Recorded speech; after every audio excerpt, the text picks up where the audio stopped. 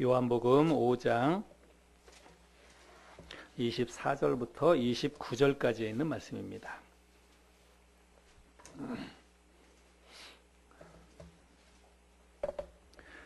찾으신 줄로 알고 말씀을 제가 읽겠습니다.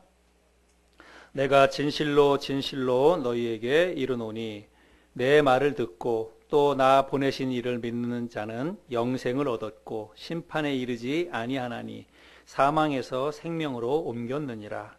진실로 진실로 너희에게 이르노니 죽은 자들이 하나님의 아들의 음성을 들을 때가 오나니 곧 이때라. 듣는 자는 살아나리라. 아버지께서 자기 속에 생명이 있음같이 아들에게도 생명을 주어 그 속에 있게 하셨고 또 인자됨으로 말미암아 심판하는 권한을 주셨느니라. 이를 놀랍게 여기지 말라. 무덤 속에 있는 자가 다 그의 음성을 들을 때가 오나니 선한 일을 행한 자는 생명의 부활로 악한 일을 행한 자는 심판의 부활로 나오리라. 아멘. 1995년 12월에 어느 토요일 아침에 제가 전도사로 교회에서 분주하게 일을 하고 있었는데 저에게 다급한 전화 한 통이 왔습니다. 시골에 계시는 저희 아버님이 쓰러지셨다는 거예요. 그래서 전화를 받고 누님들과 함께 시골 집으로 가기 위해서 부랴부랴 차를 운전하고 갔습니다. 그때 교회는 왕십리에 있었고 우리 누님들은 명일동에 살고 계셨습니다. 그래서 차를 타고 가다가 천호대교를 건너는데 또 전화가 왔어요. 그 전화를 받았더니 아버님이 돌아가셨다는 것입니다. 전혀 아버님의 그 돌아가시는 것은 전혀 예상하지 못했습니다. 그래서 굉장히 충격이 되었습니다. 그래서 마음을 진정시키고 누님들과 함께 이제 운전을 하고 시골을 가는데 마음을 진정시키려고 해도 진정이 되지 않는 것입니다. 그래서 아버님과의 추억 또 그런 것들이 생각이 나서 계속해서 눈물이 시야를 가려서 어떻게 운전해서 갔는지도 잘 모르겠습니다. 아무튼 2시간을 그렇게 달려서 시골집에 도착을 했습니다. 집에 들어가서 보니까 이미 동네 아주머니들 몇 분이 오셔서 장례를 준비하고 계셨어요. 저희 어머니는 이미 정신이 거의 반쯤 넋이 나간 것처럼 그렇게 보였습니다. 그리고 거실 한편에 병풍이 쳐 있었고 그 병풍 뒤에 아버님이 누워 계셨습니다. 누님 3분이 아버지를 붙들고 통곡을 하기 시작했어요. 그래서 얼굴을 쓰다듬고 손을 잡고 흔들면서 아버지 일어나 보시라고, 우리들이 왔는데 왜 말이 없냐고, 우리들이 왔으니까 제발 눈 좀 한번 떠보라고 그렇게 아버지를 흔들어 깨웠습니다. 네, 우리 아버님이 평온한 얼굴이기는 했지만 미동도 하지 않았습니다. 그리고 너희들 왔니? 라고 말씀도 하지 않았습니다. 여러분, 죽은 사람은 말을 할 수가 없지요. 평소 같으면 그냥 자식들이 다 한꺼번에 5명이 왔으니까 명절도 아닌데 너희들이 어떻게 이렇게 한꺼번에 다 왔냐? 라고 하시면서 굉장히 좋아하셨을 텐데 오남매가 한꺼번에 당신 앞에 왔지만 옅은 미소 하나 보여주지를 못했습니다. 여러분, 죽은 사람은 웃을 수가 없지요. 자식들이 그렇게 애타게 그 앞에서 가슴을 치면서 통곡을 해도 눈물 한 방울을 흘릴 수가 없습니다. 왜냐하면 이미 죽어서 이 세상 사람이 아니기 때문이죠. 사랑하는 사람이 내 곁을 떠나서 저 세상으로 가는 것은 아마 우리들이 이 세상을 살아가면서 겪는 여러 가지 일들 가운데 가장 슬프고 그리고 가장 고통스러운 일일 것입니다. 여러분도 사랑하는 사람을 떠나보낸 경험이 있을 것이라고 생각이 됩니다. 그때 느꼈던 그 상실감, 그 슬픔, 이런 것들은 시간이 지나도 오랫동안 우리의 가슴속에 남아있지요. 그래서 죽음은 산 자나 죽은 자를 막론하고 인간이 겪는 가장 힘들고 고통스러운 일입니다. 그런데 그 죽음을 이 세상을 살아가는 모든 사람들이 다 피해갈 수 없다는 것입니다. 가장 힘들고 가장 고통스러운 것이긴 하지만 그것을 피해갈 수 있는 사람이 이 세상에는 아무도 없다는 것입니다.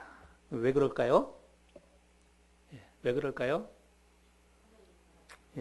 이 죽음이라고 하는 것은 인간이 거스릴 수 없는 하나님이 정해놓은 법칙이기 때문에 그렇습니다. 히브리서 9장 27절 말씀해 보면 한 번 죽는 것은 뭐라고요? 사람에게 정해진 것이요 라고 말씀하고 있습니다. 여러분, 뭐 우리가 중력의 법칙, 만유인력의 법칙, 이런 법칙들이 있죠. 예. 근데 사람이 한 번 죽는 것도 마치 그와 같이 법칙이라는 것입니다. 틀림없이 그대로 이루어진다는 거예요. 이 짧은 한 구절이 이 히브리서 9장 27절 사람이 한 번 죽는 것은 정해진 것이요. 이 짧은 한 구절이 여러분 얼마나 무서운 힘을 갖고 있는지 우리들은 잘 알 수 있습니다. 아무리 부자라도 이 세상에서 아무리 높은 권력을 가지고 있는 사람이라 할지라도 여러분 이 죽음을 피해갈 수 있는 사람은 없습니다. 또 이 세상에서 아무리 건강관리를 잘해서 건강한 사람이라 할지라도 아무리 아름다운 사람이라 할지라도 여러분 이 죽음을 피해갈 수 없습니다. 이 죽음은 하나님이 정해놓은 법칙이기 때문에 그렇습니다. 그런데 이 히브리서 9장 27절 말씀에 보면 여러분 죽음뿐만이 아니라 우리들이 기억해야 할 또 다른 법칙이 히브리서 9장 27절 속에 담겨져 있습니다. 그것은 뭐냐면 그 후에는 심판이 있으리니 심판의 법칙입니다. 사람이 한 번 죽는 것도 정해진 법칙이지만 죽음으로 끝나는 것이 아니라 죽음 이후에 심판이 있다라고 말씀하고 있습니다. 그리고 이 심판은 모든 사람들에게 적용되는 하나님께서 정해놓은 법칙이다라고 하는 것입니다. 많은 사람들이 생각할 때 죽음이 끝이다라고 생각합니다. 그래서 우리 인생은 죽음으로 끝난다 이렇게 생각을 해요. 그런데 하나님은 그게 아니다라고 말씀하고 있습니다. 너희들은 죽으면 모든 것이 끝난다라고 생각할지 모르겠지만 그게 끝이 아니다라고 하나님이 말씀하고 있어요. 죽음 이후에 심판이 있다라고 하나님이 말씀하고 있는데 그거는 하나님이 그렇게 법칙을 정해 놓았기 때문입니다. 그래서 이 죽음 이후에 있는 심판을 위해서 어떤 사람은 생명의 부활로 나타나게 되고 어떤 사람은 심판의 부활로 나온다고 말씀하고 있습니다. 오늘 우리들이 본문 말씀을 읽었는데 이 말씀에 보면 어떤 사람은 생명의 부활로 나오고 어떤 사람은 심판의 부활로 나오리라 라고 말씀하고 있어요. 그래서 이것이 바로 하나님이 정해놓은 심판의 법칙 그리고 부활의 법칙입니다. 오늘 아침 우리가 부활주일로 하나님 앞에 예배를 드리죠. 근데 보통 부활주일 예배 때에는 그 관심의 초점이 어디에 가 있냐면 예수님의 부활, 예수님이 부활하셨다. 그 부활을 축하하고 그 부활을 감사하고 그렇게 우리가 예배를 드리죠. 그래서 모든 초점이 예수님의 부활 그리고 우리 예수님을 믿는 그리스도인들의 부활에 초점이 맞춰져 있습니다. 근데 저는 부활에는요 예수님의 부활 그리고 우리 믿는 그리스도인들의 부활뿐만 아니라 우리들이 잊지 말고 기억해야 될 또 다른 부활이 있다고 믿습니다. 그리고 그 또 다른 부활을 우리들은 절대로 잊지 말고 기억을 해야 합니다. 제가 오늘 함께 나누려고 하는 것은 바로 그 또 다른 부활에 대한 이야기입니다. 여러분 많은 그리스도인들이 부활하면 예수 믿는 사람들만 하는 것으로 부활하는 것으로 그렇게 알고 있기도 합니다. 부활하면 예수 믿는 사람들만 부활하는 것으로 그렇게 알고 있어요. 그런데 사실은 그렇지가 않습니다. 예수 믿지 않는 불신자들도 부활을 한다는 것입니다. 오늘 우리가 읽었던 말씀에 보면 여러분 29절 말씀을 한번 볼까요? 29절 선한 일을 행한 자는 생명의 부활로 악한 일을 행한 자는 심판의 부활로 나오리라. 여기 말씀해 보니까 선한 일을 행한 자는 생명의 부활로 나오고 악한 일을 행한 자는 심판의 부활로 나온다라고 말씀하고 있죠. 그래서 여기 말하는 심판의 부활이라고 하는 것이 바로 믿지 않는 사람들의 부활을 이야기하고 있는 것입니다. 참, 이 29절의 말씀에 대해서 표준 세번역 성경에서 조금 더 이해가 쉽게 번역이 되어 있는데 표준 세번역 성경에서는 이렇게 기록하고 있습니다. 선한 일을 행한 자는 생명의 부활로 악한 일을 행한 자는 심판의 부활로 나오리라 이렇게 말씀하고 있습니다. 세번역 성경에 보면 선한 일을 한 사람은 부활하여 생명을 얻고 악한 일을 한 사람은 부활하여 심판을 받는다. 자, 그러면 언제 여기 말씀하고 있는 심판의 부활은 이제 악한 사람이 부활해서 심판을 받는다는 거예요. 그러면 악한 사람들은 언제 부활하느냐? 우리가 이제 말씀해 보면 하나님의 아들의 음성을 듣게 되면 그 악한 사람들이 부활하게 된다라고 이야기하고 있습니다. 오늘 우리가 말씀을 읽었는데 25절에 보면 진실로 진실로 너희에게 이르노니 죽은 자들이 하나님의 아들의 음성을 들을 때가 오나니 곧 이때라. 듣는 자는 살아나리라. 28절 29절에도 이를 놀랍게 여기지 말라. 무덤 속에 있는 자가 다 그의 음성을 들을 때가 오나니 선한 일을 행한 자는 생명의 부활로 악한 일을 행한 자는 심판의 부활로 나오리라. 그래서 예수님의 음성을 들을 때가 되면 이 땅에서 죽은 모든 사람들이 다시 부활하게 된다는 것입니다. 예수님의 음성을 들을 때. 그러면 이 예수님의 음성을 들을 때가 언제인가? 이것에 대해서는 견해가 크게 두 가지로 갈리게 됩니다. 첫 번째는 뭐냐면 예수님이 재림하실 때라고 사람들이 이야기합니다. 데살로니가 전서 4장에 보면 형제들아 자는 자들에 관하여는 너희가 알지 못함을 우리가 원하지 아니하노니 이는 소망 없는 다른 이와 같이 슬퍼하지 않게 하려 함이라. 우리가 예수께서 죽으셨다가 다시 살아나심을 믿을진데 이와 같이 예수 안에서 자는 자들도 하나님이 그와 함께 데리고 오시리라. 우리가 주의 말씀으로 너희에게 이것을 말하노니 주께서 강림하실 때까지 우리 살아남아 있는 자도 자는 자보다 결코 앞서지 못하리라. 자, 그 다음에 잘 보세요. 주께서 호령과 천사장의 소리와 하나님의 나팔 소리로 친히 하늘로부터 강림하시리니 그리스도 안에서 죽은 자들이 먼저 일어나고 그 후에 우리 살아남은 자들도 그들과 함께 구름 속으로 끌어올려 공중에서 주를 영접하게 하시리니 그리하여 우리가 항상 주와 함께 있으리라. 자, 이 말씀에 보면 주께서 호령과 천사장의 소리와 하나님의 나팔 소리로 하늘로부터 강림하실 때 그때 죽은 자들이 일어난다 이렇게 말씀하고 있지요. 그래서 예수님의 음성을 들을 때가 바로 예수님이 재림하실 때다라고 이렇게 이야기하는 사람들이 있습니다. 그런데 이 말씀을 자세히 잘 보면 이 말씀은 누구를 향해서 하시는 말씀이냐면 예수 믿는 사람들에 대한 그 부활에 관한 말씀입니다. 이 말씀은 그리스도 안에서 죽은 자들이 먼저 일어나고 이렇게 말씀하고 있죠. 그래서 데살로니가 전서에 있는 주님이 재림하실 때 들려지는 그 소리를 듣고 부활하는 사람들은 그러나 믿지 않는 사람들이 아니라 예수 믿는 사람들입니다.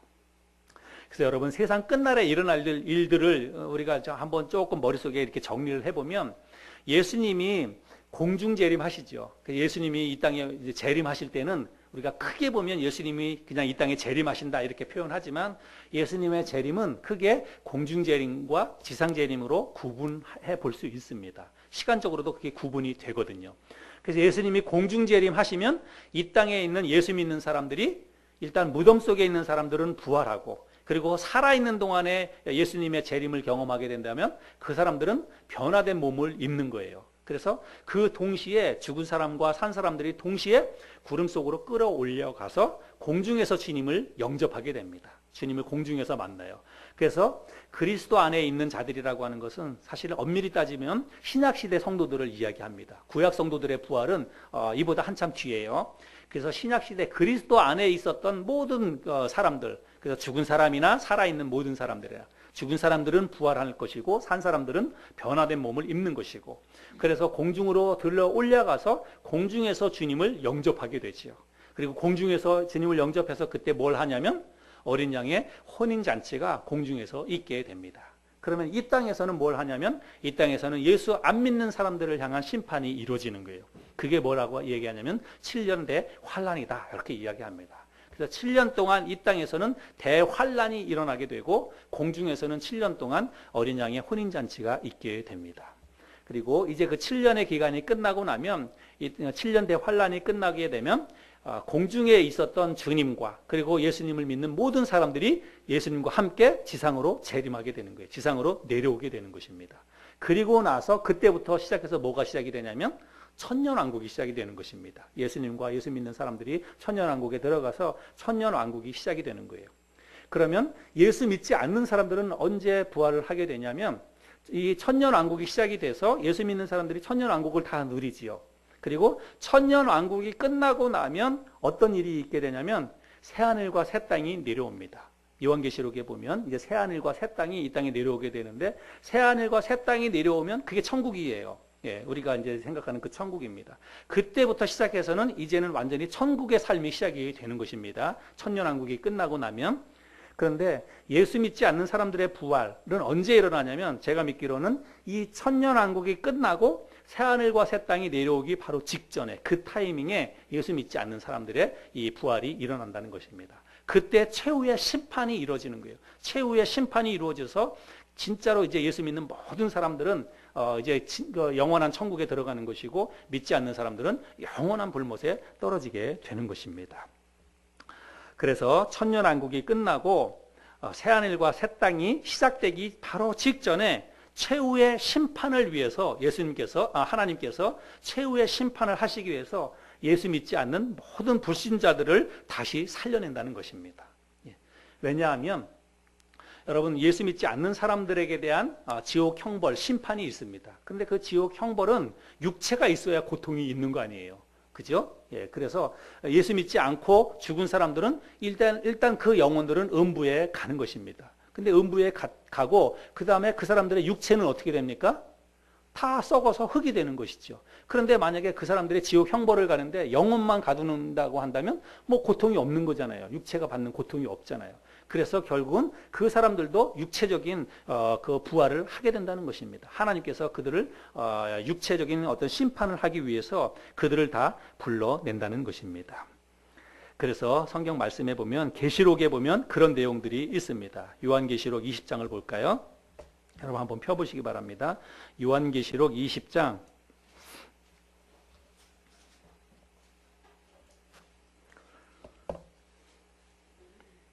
7절부터 보면 제가 금방 설명했던 그런 내용들인데,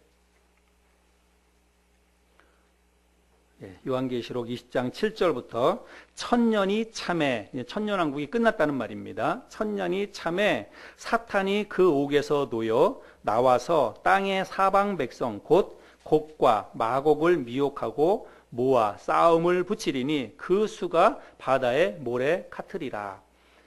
그들이 지면에 널리 퍼져 성도들의 진과 사랑하시는 성을 두름에 하늘에서 불이 내려와 그들을 태워버리고, 또 그들을 미혹하는 마귀과 불과 유황못에 던져지니 거기는 그 짐승과 거짓 선지자도 있어 세세토록 밤낮 괴로움을 받으리라. 또 내가 크고 휜 보좌와 그 위에 앉으신 이를 보니 땅과 하늘이 그 앞에서 피하여 간데 없더라. 또 내가 보니 죽은 자들이, 여기 나오는 그 죽은 자들을 잘 보세요. 죽은 자들이 큰 자나 작은 자나 그 보좌 앞에 서 있는데 책들이 펴 있고 또 다른 책이 펴졌으니 곧 생명책이라. 죽은 자들이 자기 행위를 따라 책들에 기록된 대로 심판을 받으니 바다가 그 가운데서 죽은 자들을 내주고 또 사망과 음부도 그 가운데서 죽은 자들을 내주매 각 사람이 자기의 행위대로 심판을 받고. 자, 그래서 마지막 천년왕국이 끝나고 나면 모든 죽은 자들이 하나님의 보좌 앞에 서게 됩니다. 그리고 하나님의 보좌 앞에서 심판을 받게 되는데, 심판의 근거는 뭐냐면 생명책에 그 이름이 기록이 되었느냐 기록이 되지 않았느냐에 따라서입니다. 그리고 그 생명책에 어떤 사람의 이름이 기록되고 기록되지 않느냐면 이 땅을 살아가는 동안에 각자의 행위에 따라라고 이야기하고 있습니다. 각자 이 땅에서 살았던 그 행위에 따라, 그 행위를 요한복음에서는 선한 일을 행한 자는 선한 생명의 부활로, 악한 일을 행한 자는 심판의 부활로 나오리라, 이렇게 이야기하고 있지요. 그래서 선한 일을 행한 사람은 부활해서 영생을 얻는 것이고, 생명이라고 하는 것은 영생입니다. 생명을 얻지만 악한 일을 행한 자는 부활해서 심판을 받게 된다라고 하는 것입니다. 그 심판은 요한계시록에서는 지금 불과 유황으로 타는 못에 던져지게 된다라고 분명하게 말씀을 하고 있습니다. 자, 그래서 일단 불신자들이 하나님께서 불신자들을 부활시켜서 그들을 이제 불과 유황이 타는 그 지옥 불못에 던져넣게 된다라고 말씀을 하고 있는데, 요한복음에서는 그것을 선한 일과 악한 일이라고 그렇게 이야기를 하고 있죠. 근데 우리가 여기서 선한 일이 무엇인지 악한 일이 무엇인지를 우리들이 알아야 합니다. 이거는 그냥 우리들이 일반적으로 알고 있는 이 땅을 살아가면서 일반적으로 우리들이 생각하는 착한 일, 뭐 악한 일 그런 게 아닙니다. 도덕적으로 윤리적으로 선하게 살거나 악하게 사는 것을 말하는 것이 아니라는 말씀입니다. 하나님의 기준에서 볼 때 선한 것, 하나님의 기준에서 볼 때 악한 것, 이런 것을 이야기한다는 거예요. 그래서 제가 하나님께서 말씀하실 때 하나님의 기준에서 볼 때 악한 게 뭔지 성경을 통해서 제가 여러분들에게 증명을 해 보여드리도록 하겠습니다. 일단 신명기 말씀에 보면 신명기 31장 29절에 보면 내가 알거니와 내가 죽은 후에 너희가 스스로 부패하여 내가 너희에게 명령한 길을 떠나 여호와의 목전에 악을 행하여. 하나님 앞에 악이라고 하는 것은 뭐냐면 하나님께서 명령하신 길을 떠나는 것입니다. 하나님의 말씀에서 벗어나는 게 악이라고 이야기하고 있습니다. 또 사사기 3장 7절에도 보면 이스라엘 자손이 여호와의 목전에 악을 행하여 자기들의 하나님 여호와를 잊어버리고 바알들과 아세라들을 섬긴지라. 하나님 앞에서 악을 행한 게 뭐냐면 그들이 뭐 도덕적으로 윤리적으로 뭐 그렇게 잘못 살거나 뭐 살인을 하거나 뭐 간음을 하거나 그런 것을 이야기하는 것이 아니라 그들이 하나님을 잊어버리고 우상을 숭배하게 된 것을 악이라고 지금 이야기한다는 거예요.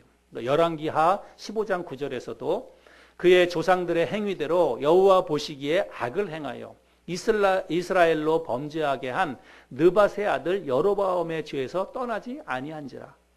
여로보암의 죄는 우상 숭배의 죄이죠. 그래서 하나님의 말씀에서 떠나서 다른 신을 섬기는 것, 그것을 바로 하나님께서 악이라고 이야기한다는 것입니다. 느헤미야에도 보면 주를 향하여 크게 악을 행하여 주께서 주의 종 모세에게 명령하신 계명과 율례와 규례를 지키지 아니하였나이다. 하나님의 말씀, 규례, 하나님의 말씀을 지키지 않는 것을 크게 악을 행한 것이라고 그렇게 말씀을 한다는 것입니다. 또 우리 신약성경에서도 요한복음 16장에 보면 그가 와서 죄에 대하여, 의에 대하여, 심판에 대하여 세상을 책망하시리라. 죄에 대하여라 함은 그들이 나를 믿지 아니하며. 그래서 죄가 뭐냐? 악한 게 뭐냐면 하나님을 믿지 않는 것. 그리고 하나님의 말씀인 성경을 부인하는 것. 하나님께서 보내신 예수 그리스도를 믿지 않는 것. 그것이 바로 하나님께서 규정하시는 죄다라고 이야기하는 것입니다.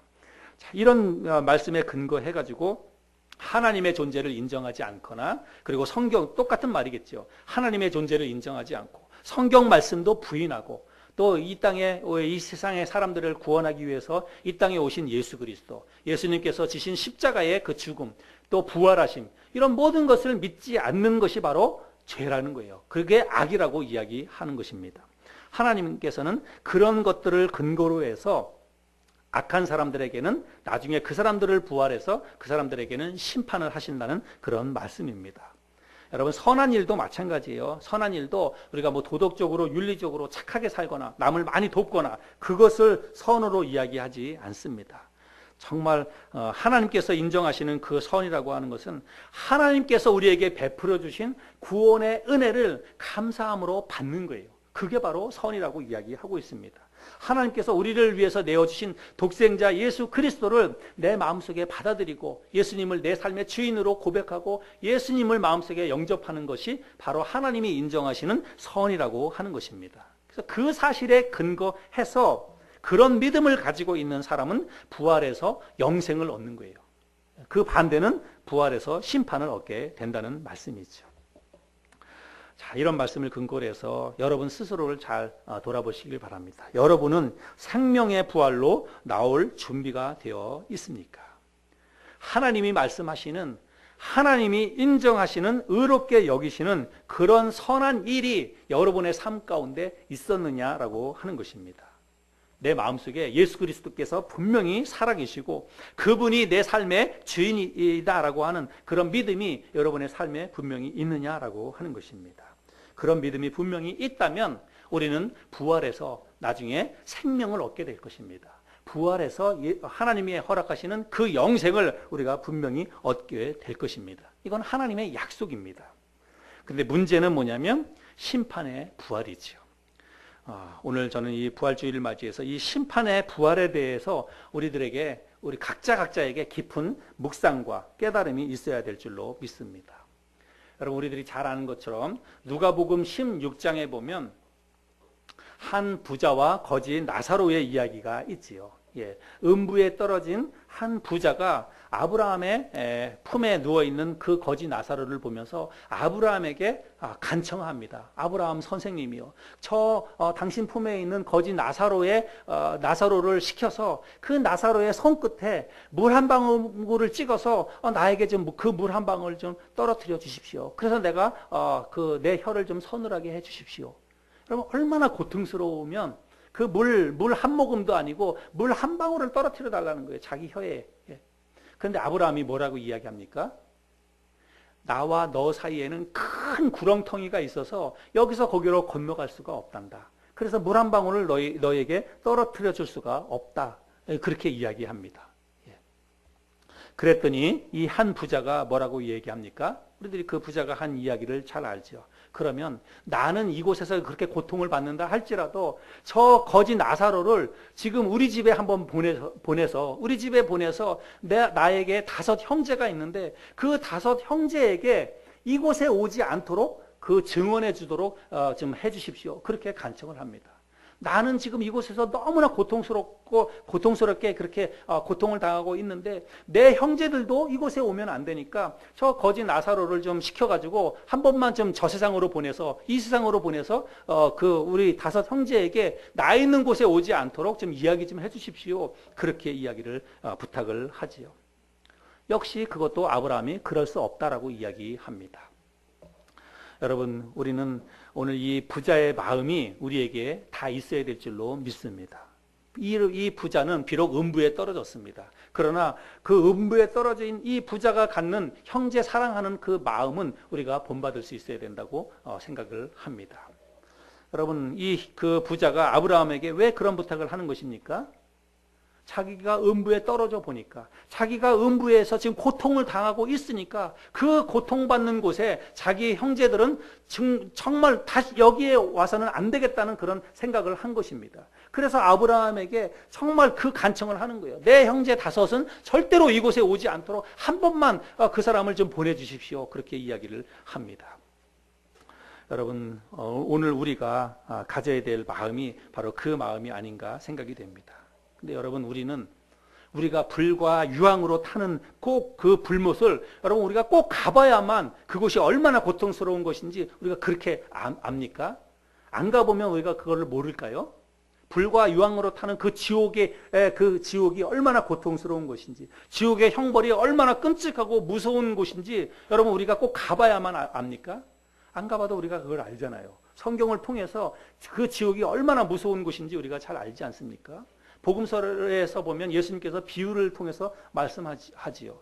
너희들 가운데 2 손이 있는데 2 손 가운데 한 손이 죄를 범하면 한 손을 찍어버리라 라고 말씀합니다. 왜요? 2 손 다 가지고 그 지옥에 가는 것보다 차라리 한 손만 가지고 하나님의 나라에 가는 게 더 낫기 때문이라는 거예요. 2 발 가운데 한 발이 죄를 범하면 한 발을 잘라버리라고 이야기하고 있고, 2 눈 가운데 한 눈이 죄를 범하면 한 눈을 빼버리라고 이야기하고 있습니다.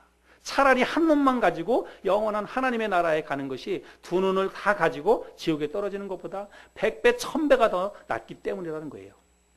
그리고 이야기하면서 지옥은 구더기도 죽지 않고 불도 꺼지지 아니하느니라 라고 말씀합니다. 사람이 마치 소금 치듯함을 당하는 곳이 바로 지옥이라고 이야기하고 있습니다. 여러분, 이 지옥은 그냥 개념적인 공간이 아니에요. 여러분, 이거는 현실입니다. 실제적인 공간이에요. 여러분들이 상상하는 것, 여러분들이 이 세상에서 겪는 가장 두렵고 가장 무서운 그 지옥같이 끔찍한 그런 것들이 있다면 여러분 그거를 한번 상상해 보시기 바랍니다. 나는 이 세상에서 가장 내가 뭐가 무서운가? 어떤 사람은 뭐 바퀴벌레가 징그럽다 그러고, 어떤 사람은 쥐가 무섭다 그러고, 어떤 사람은 뱀이 무섭다고 이야기합니다. 근데 여러분, 지옥은 어떤 곳인지 압니까? 여러분들이 만약에 가장 이 땅을 살아가면서 가장 혐오스럽게 생각하는 곳이 만약에 지라고 한다면 여러분 혼자 갇혀 있는 이런 공간에 여러분 혼자만 있고 그 모든 공간에 쥐가 득실득실한 곳이 지옥이라고 생각하시면 돼요. 그보다 더 끔찍한 곳이 지옥이라고 생각하시면 됩니다. 그런데 여러분, 그곳에 어떤 사람들이 그곳에 떨어지게 된다라고 이야기하고 있습니다. 이 부자의 간절한 호소와 애원이 이 땅에 있는 모든 그리스도인들, 저와 여러분들의 간절한 기도와 염원이 되어야 될 줄로 믿습니다. 여러분들의 가족은 모두 여러분들이 알고 있는 여러분들의 가족, 여러분들이 사랑하고 있는 그 모든 사람들은 다 지금 생명의 부활로 나올 수 있는지 한번 생각해 보시길 바랍니다. 혹시 나의 가족 중에 아직까지도 이 심판의 부활로 나올 사람이 있지 않는지 여러분 생각해 보시길 바랍니다. 한 번 죽는 것이 사람에게 정해진 것이듯이 죽은 다음에 부활해서 심판을 받는 것도 여러분 이게 그냥 뭐 하나님께서 우리에게 이 땅에서 좀 착하게 살라고 놓는 엄포가 아니라는 사실을 우리가 기억해야 됩니다. 하나님이 정해놓은 법칙이에요. 여러분 세상에 안 죽는 사람이 어디 있습니까? 다 죽잖아요. 마찬가지로 죽은 다음에도 그게 끝이 아니라 하나님은 심판이 있다라고 말씀하고 있고, 그리고 하나님 앞에서 악을 행한 그 사람은 심판의 부활로 나온다고 하나님이 말씀하고 있습니다. 죽음과 심판, 부활을 우리가 그저 막연한 일로 생각해서는 안 된다는 것입니다. 저는요, 아버님이 돌아가시기 전까지는 제가 직접적으로 우리 가족 중에서는 죽음을 한 번도 경험해 보지 않았어요. 그래서 아버님이 돌아가시기 전까지는 저희 아버님이 돌아가신다는 사실을 잘 생각하지 않았습니다. 예. 그리고 한 번도 아버님이 그렇게 쉽게 돌아가실 것이라고 생각하지 않았어요. 저희 아버님이 돌아가실 때 연세가 74세 때 돌아가셨는데 그래도 건강하셨거든요. 한 번도 아버님이 그렇게 갑자기 돌아가실 거라고는 생각하지 않았습니다. 근데 여러분, 저희 아버님이 그렇게 갑자기 소리 없이 예고 없이 그렇게 돌아가셨습니다. 여러분, 죽음은 그런 거예요. 소리 없이 예고 없이 그렇게 순식간에 다가오는 게 죽음입니다. 여러분, 우리가 죽음을, 죽을 사자를 한자로 이렇게 쓰지요. 죽을 사자를. 여러분, 이 정말 죽을 사자의 의미가 정말 깊이 담겨져 있습니다. 죽을 사자를 뜯어서 보면 어느 날 밤에 여러분 비수처럼 다가오는 게 죽음이에요. 그걸 누가 예상하겠습니까? 어느 날 밤에 그냥 비수처럼 우리의 삶 가운데 꽂히는 게 죽음이라고 하는 것입니다. 누구도 예상하지 못합니다. 뭐 나이와 상관없어요. 어떻게 살아가느냐 상관없습니다. 그냥 어느 날 밤에 비수처럼 나에게 꽂히면 그냥 죽는 것입니다. 또 우리가 죽음을 뭐라고 얘기하냐면 호흡이 멈췄다. 사람이 호흡이 멈추는 것을 죽음이라고 이야기하지요. 여러분, 호흡이라고 하는 것도 불호자, 들이마실 흡자예요. 한번 내쉬었던 숨을 들이마시지 못하면 죽는 거예요. 뭐 죽음이 뭐 대단한 게 아닙니다. 여러분, 그냥 숨 내뱉었는데 그 내뱉은 숨을 들이마시지 못하면 죽는 것입니다. 죽음은 여러분 그렇게 멀리 있는 게 아닙니다. 늘 우리의 가까이에 죽음이 있습니다. 이 죽음은 우리의 삶 가운데 선택의 기회가 끝나는 것을 이야기하고 있습니다. 생명의 부활은 영생의 축복이고 영원한 하늘나라의 시작입니다. 그러나 심판의 부활을 우리가 알아야 됩니다. 부활에서 심판을 받는 것을 우리가 잊지 말아야 됩니다. 저는 이 심판의 부활을 생각할 때 단어가 어떤 게 생각이 나냐면 사실은 부관참시가 생각이 났습니다. 이거를 제가 이렇게 연결 지으는 것이 어떤지 모르겠지만 사실은 어떻게 보면 그런 의미가 있습니다. 여러분, 부관참시가 얼마나 무서운 것입니까? 땅속에 묻혀가지고 죽은 시체를 다시 끄집어내서 그 사람을 다시 죄를 씌우고 그 사람을 다시 심판하는 게 부관참시 아닙니까? 근데 여러분, 예수 믿지 않는 사람들 죽어서 땅속에 다 묻혀져서 그걸로 끝이 날 것 같지만 하나님은 그게 아니라고 말씀하고 있습니다. 하나님은 그 사람을 다시 살려낸다는 거예요. 다시 살려내서 그 육체를 다시 주고 그리고 그 육체에게 다시 하나님께서 지옥의 형벌을 가하겠다고 말씀하고 있습니다. 부활주일 아침에 우리의 관심의 초점이 예수님의 부활과 또 우리 예수 믿는 사람들의 부활에 맞춰지긴 하지만 여러분, 우리들이 잊지 말아야 될 또 다른 부활이 있다는 것 오늘 아침에 함께 나눴습니다.